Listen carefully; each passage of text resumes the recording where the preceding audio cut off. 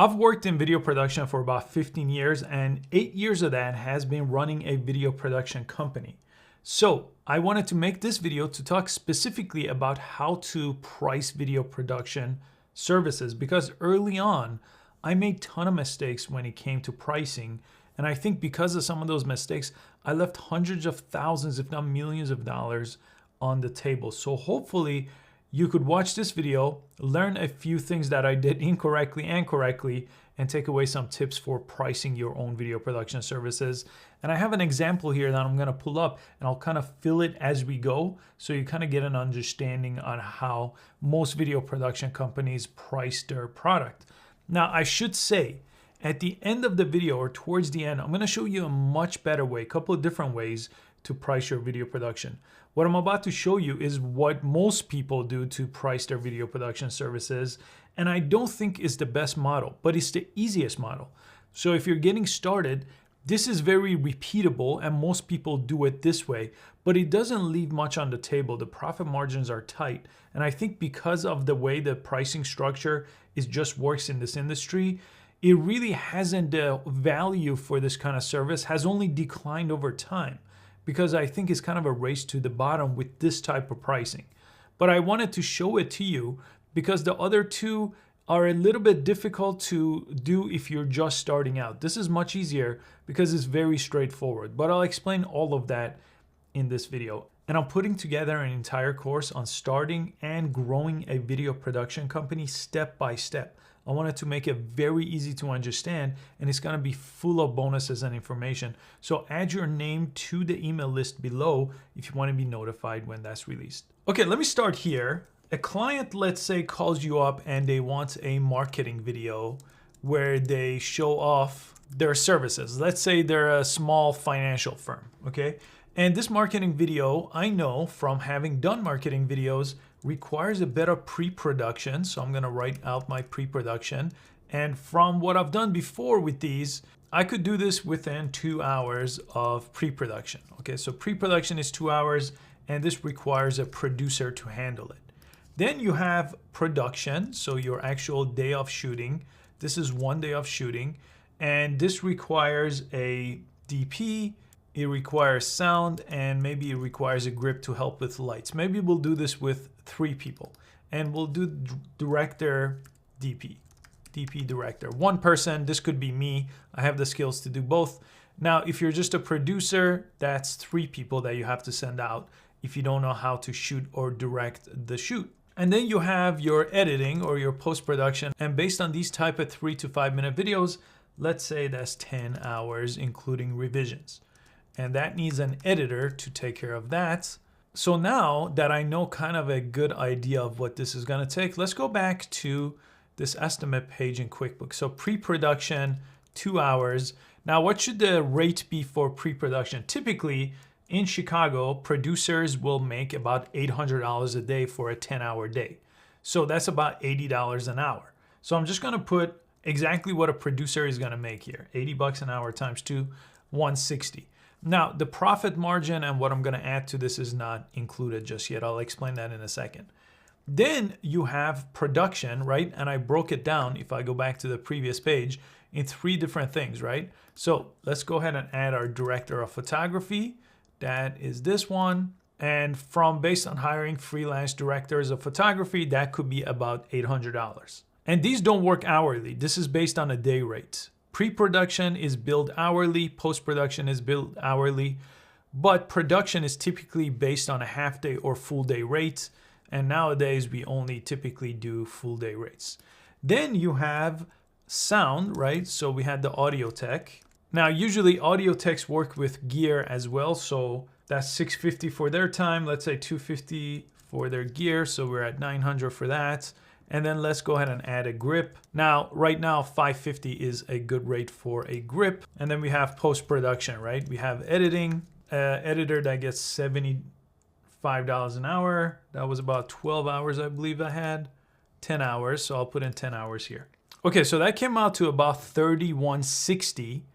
And this is a very basic marketing video, right? This is a marketing video where there is almost no pre-production because we're assuming the client knows exactly what they want.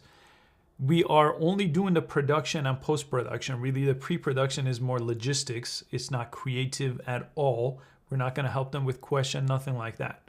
Just to simplify the case, right? So we're at 3160. And the thing I did not include actually is any gear, right? The sound tech, right? We're hiring a freelancer with their kit, and that's how much they are. Now, this is just an average number, but audio techs could range from anywhere from 800 with gear all the way to 1500 depending on what you're doing with this type of shoot. And again, these are the freelance rates in Chicago, so it could be completely different where you're watching this. And that's why I always recommend people, when they create a video production company, that they have a good understanding of the freelance market, so they understand if they need to source a freelancer and they don't have someone in-house, what these prices are. And then we have equipment, right? So we have camera equipment. Let's go ahead and add that. And let's say camera equipment is about $300. And then we have lighting equipment. So let's go ahead and add lighting equipment. And let's say that's also another $300 worth of lights. And that's grip equipment and things like that. The audio is taken care of. Now, as far as equipment, right, we have a lot of equipment in-house, right? So these prices come from just having a structured document that has all those prices. If you're using a rental house to rent equipment, which I recommend for a lot of people that don't have much equipment to begin with, again, you could use their pricing. Usually they have it on their website, so that helps you with creating a pricing structure like this. Then there's the profit margin, right? So far, if you do exactly this, you're basically just creating a job for yourself without a profit if you went on the job as one of those roles. If you didn't go on the job as one of those roles, which if you're trying to grow a real business, you shouldn't be going on every single job, then your profit margin really is where all the money comes from. Let me show you what most video production companies do, but remember, I'm going to show you a much better way in a second. So I'm just going to put production here as a line item, but I'm going to put 0. And right now, if I took 3760 and took 20% of that, so it would be 20% of 376, you're looking at $752 worth of profit on this job. Now, why a lot of video productions cost $5,000, right, is because right now I have a profit margin, but I also don't have any overhead. So if you're paying rent, I pay a lot in workers' comp insurance. I pay a lot in general liability insurance. I don't think I even added music here in post-production. So you need a little bit of a margin there for things that are just going to come up. What about your crew having to park downtown? That could be $50 per person. That's another $150 we didn't account for. So that's why I would at least bulk that up to about $5,000 round number for this specific project. But here is why over time I try to stay away from this kind of a pricing structure. But 95% of video production companies do this. Here is the main problem with this. Everybody could compete in this world with your pricing based on price. And when people compete based on price, it lowers price. And usually the person that bids it just right, usually by accident, gets the project. So maybe you try to say, oh, most people are charging $5,000 for this kind of project. I'll charge $4,000 and I'll shave off this and I'll pay the sound guy less and I'll pay the grip less. Maybe I'll hire an editor in-house and I pay them less. And it brings the whole market down. And that's what I've seen in about 10 years. The reason why a lot of people price like this is because they came up as a freelancer. And as a freelancer, you think the same way. Oh, what's my DP rate? 800, 1,000? Okay, what should I get for my camera?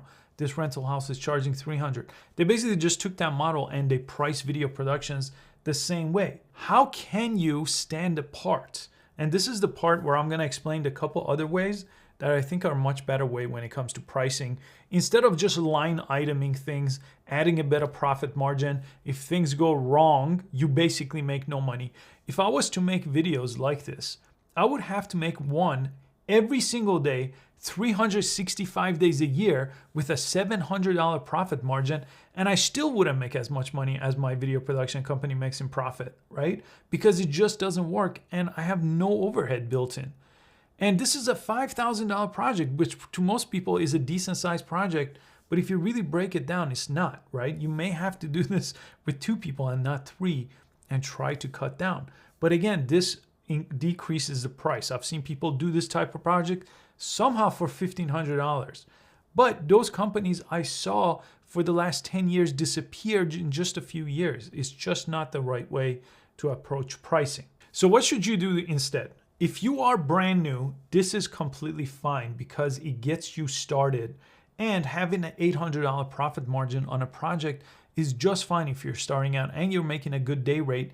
If you could fulfill one of those roles, maybe you do the editing, maybe you do the pre-production, or maybe you're there as a sound person, right? You basically fill in as one of those roles. Now, this is going to hold back off how fast you could grow your business, but let me explain this other value-based pricing, and there's a couple of ways you could approach this. One way that I've seen people do very successfully, I don't personally do this one myself, but you could become the premium price model in your town or in your region where you're creating these videos. By that I mean, you are the highest price based on doing market research in your area. And a lot of times, just by being the highest price, the client may perceive you as the highest value. Now, this is true with almost anything you could think of. The highest price just comes with this perceived value of being the best, even if it's not the best. Now, again, this is why I didn't mention this in the beginning, because placing yourself as the highest price, the premium option, you have to always deliver a very premium result and service as well, right? So because you want repeat clients. So it's a little bit tricky, but if you could work up to it, it's something that could completely change your business. Now, the other option, and what could also help you become the premium leader in price, is by niching down. Right now, based on how this was pitched to me, hey, we want a marketing video. Every video production company, not just where I live, but pretty much in the whole country or even in other countries, could probably deliver an equal result, and they could compete on things that don't matter to this person or to this company, right? It could be like, oh, we'll shoot this with 2 cameras, we'll add a drone, we'll do this in 4K, 8K, 10K. It doesn't matter. That doesn't change the result from that marketing video all that much. I've done this many, many times running ads with a marketing video that had better production qualities in things we could only perceive as people in video production. A lot of my clients have no idea what I'm talking about when I say, hey, I'm going to deliver this in 4K or 8K versus 1080p, or this is going to have this other angle, or I'm going to put this on a motorized slider. Those things are not what perceived values are typically for this type of project. They are on higher end commercial work. When you're looking at spending tens of thousands to hundreds of thousands per project, all those things do come into play, right? So sometimes with our high-end customers, we may bring in a super techno crane on a job, right? And you could charge a lot of money for that, and they perceive value in that at the highest caliber. But with these $5,000, $10,000 project, those are not what is going to win. So my point is, the way you can stand out with these is you could niche down and become the expert in whatever this is. So let's say this was a marketing video for some sort of a private practice doctor, okay? If it was a marketing video for that, or I think I said a financial firm or a small financial firm, they care about results from that marketing video. So if you are the expert in making marketing videos in that category, in that niche, private practice, financial firms, whatever the niche, you are far more likely to be able to charge a far higher price than most people that are just going to compete on price. And you do things with your proposal and the way you take care of these sales calls where you could show that value to that customer. This is why I always first teach niching down and picking a niche in whatever type of video production work you want to do. Because if you're the expert in that, you could charge whatever you want, honestly. Your price could be 10 times more expensive than this commodity pricing that everybody could compete against. Now, if you really wanted to, there's another approach where you could basically pitch this, right? Not just on price, but you could pitch this as value because you're going to deliver results. Now, this will take your company to be a little bit bigger than a video production company. Because what I mean by this is, let's say a company hires you to make a marketing video for them. Really what they want is more sales and more customers. They don't really care about the marketing video as a product, right? So they actually have to run ads to get people to become customers, clients, whatever they want with that marketing video. Now, this is another issue. If they paid $1,500 for that video, they may just, run an ad, doesn't work, give up, hire someone else to take care of something else. If they spent 15 grand on that same video, and if they're a small company, you better believe they're not going to let that go. They're going to figure out how to do marketing with that video to get clients. So what I recommend is, that's based on the premium pricing that I mentioned, but what I recommend is you could be that second step to this whole equation. You could learn, and this makes you a bigger agency than just a video production company, but you could learn how to run ads for them and get them results, and then keep them on retainer for those results. Now, I'm going to make more videos about this because this is basically going out of the scope of this project or out of this video. But once you do that, you are far more valuable and you retain customers much longer, but you do have to learn a whole different skill set of getting customers for other companies, okay? But I do teach that as well on this channel. So hopefully you took some value from this. Again, some of these are going out of the scope of what I covered in the beginning. So you can start completely using the model that almost every video production company uses, which is just adding line items, adding it all up, adding a 20-25% margin for profit, and then having something maybe for overhead if you're getting an office or you have employees, or hiring cheaper labor to compete on price.